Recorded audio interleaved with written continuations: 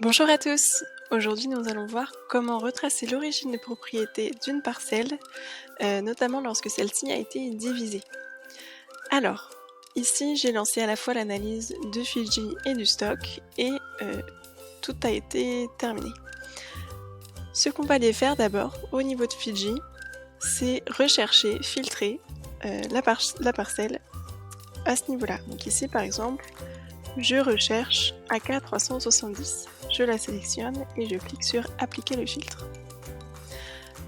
Ensuite, je vous conseille d'aller directement au niveau de l'arborescence pour comprendre d'où provient votre parcelle. Ici, AK370 qui est là provient de AK315. C'est déjà une première information. Ensuite, vous pouvez aller sur le deuxième onglet qui s'appelle Origine de propriété, où là vous avez la visibilité temporelle de toutes les mutations qui ont lieu sur votre parcelle. Les mutations remontées concernent à la fois la parcelle que vous avez filtrée, mais également ses parcelles mères. Ce qui veut dire que par exemple ici, nous avons la vente qui concerne AK370, ici. Nous savons qu'elle a eu lieu en 2009 et que les vendeurs sont Ferrand et Richard et que l'acquéreur est Deutsch.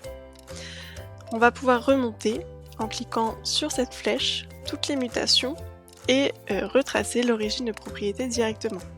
Ici, on est passé sur la mutation précédente, on voit qu'elle concerne toujours AK370 et d'autres parcelles.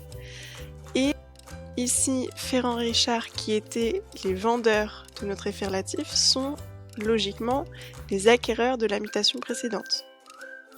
Si je reclique, on voit bien le lien ici qui se fait.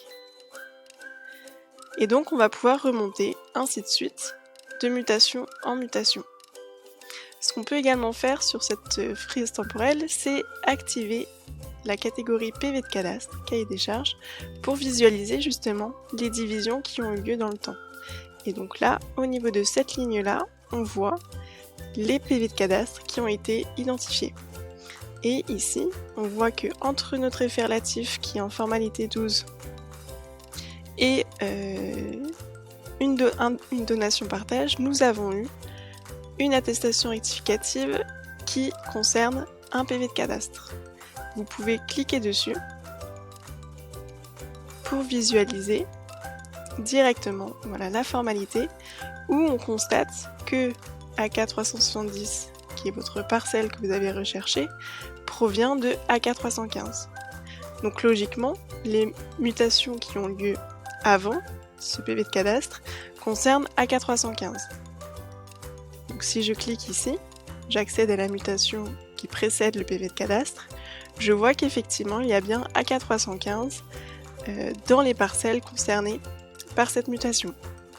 Là encore, je peux cliquer directement dessus pour visualiser la formalité et voir tous les éléments dans leur entièreté.